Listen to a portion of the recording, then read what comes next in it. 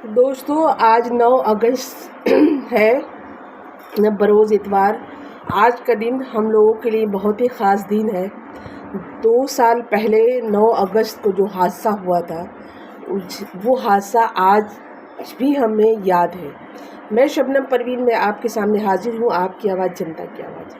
दोस्तों, मैं कहना चाहूँगी कि आज 9 अगस्त है। आज के दिन, आज का जो रात था, वो रात इतना ही दर्दनाक था, जिस रात को याद करने से आज भी रोंगटे कांप उठते हैं। आर्जिकल में जो डॉक्टर बेटी के साथ हुआ था, इस्मत दरी और उसकी मौत, दरिंदों ने उनकी इस्मत को लूटा और उनके उस डॉक्टर को मौत के घाट उतारा था। तो आज का ये 9 अगस्त हम लोगों के लिए वो दिल दहला देने वाला याद है, तारीख है। और हर वो इंसान इस दिन को याद करके कांप उठता है। हर वो माँ रो पड़ती है, हर वो बेटी रो पड़ती है, हर वो औरत रोती है, हर वो औरत जो जिस किरदार में भी है, उसका हर एक हिस्सा कांप उठता है। तो दोस्तों, मैं ये कहना चाहूँगी, 9 अगस्त 2 साल कंप्लीट हो चुका, लेकिन हमारी ये बदकिस्मती है। हम जिस देश में रहते हैं, लोग वहाँ इंसाफ मांगते मांगते अपनी दम तोड़ देते हैं, अपनी सांसें तोड़ देते हैं, लेकिन शायद इंसाफ नहीं मिलता। क्योंकि ये वर्ड बोलने पे मैं मजबूर हो रही हूँ कि आज 2 साल हो चुका है, शासन बदल के 3 महीना हो चुका है, लेकिन आज तक आर्जिकल की वो बेटी को इंसाफ नहीं मिला। उस माँ को मिला तो बहुत कुछ, उस माँ को मिला कि उस माँ को बीजेपी ने टिकट दिया, उन्हें एमएलए बना दिया, लेकिन उस माँ को उस बेटी का इंसाफ नहीं मिला। आज भी हाई कोर्ट में सीबीआई को फटकार लग रही है कि अब तक आप क्या कर रहे हैं, जो अब तक आप कोई भी रिपोर्ट नहीं पेश कर पा रहे हैं। ये हमारी बदकिस्मती है कि हाई कोर्ट में ये बोला जा रहा है कि सारा एविडेंस को लूट लिया गया, सारे एविडेंस को ख़त्म कर दिया गया, लेकिन किसी की ये हिम्मत नहीं हो रही है कि एविडेंस ख़त्म करने वाला, एविडेंस को मिटाने वाला, सबूत को मिटाने वाला आज भी खुलेआम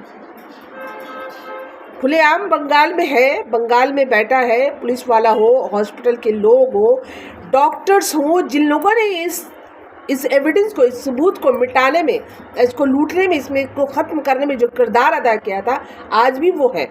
जिस तरह से कि सीमा पाहुजा का नाम आया था, उनके पिताजी ने, लड़की के पिताजी ने ये कहा था कि उनका बहुत बड़ा किरदार है इस एविडेंस को ख़त्म करने में। आज तक उनके ऊपर भी कोई आँच नहीं आया, उनसे भी कोई पूछताछ नहीं हुई। तो दोस्तों, इस देश की दुर्भाग्य है, हमारी ये दुर्भाग्य है कि हमारे देश में इंसाफ जल्दी नहीं मिलती। इंसाफ मांगने वाला दम तोड़ देता है, मगर उसे इंसाफ नहीं मिलता। आर्जिकल का आज तक इंसाफ नहीं हुआ। आज वो माँ एमएलए जरूर बन गई है, आज वो माँ कैमरा के आगे के उनके चेहरे दौड़ रही हैं, वो लोगों के लिए एक विधायक बन चुकी हैं, लोगों के लिए काम करेंगी, सब कुछ हुआ उनके साथ।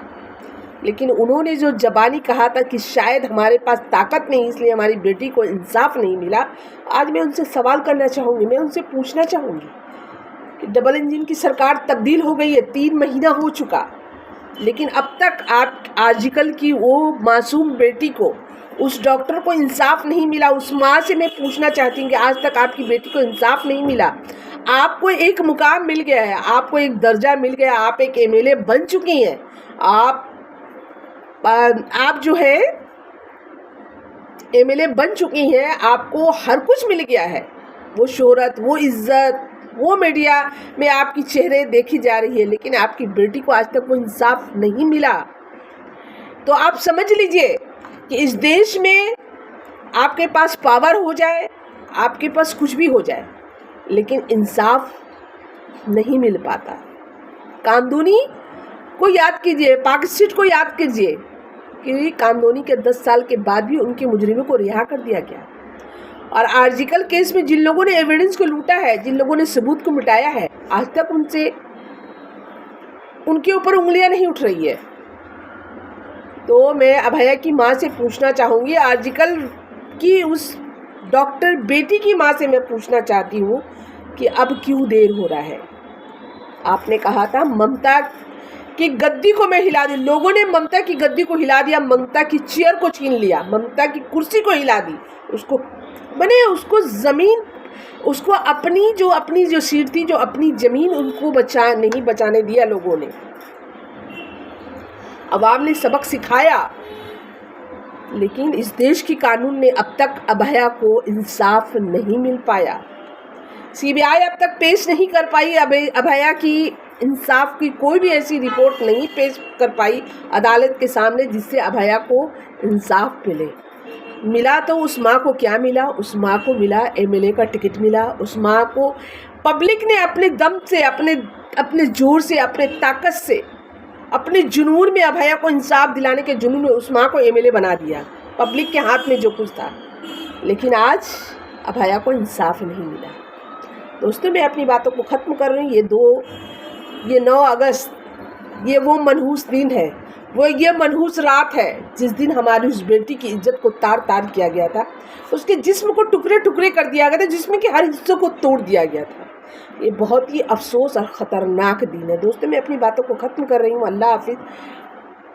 दोबारा दूसरे वीडियो के साथ मैं आपसे फिर मिलूँगी।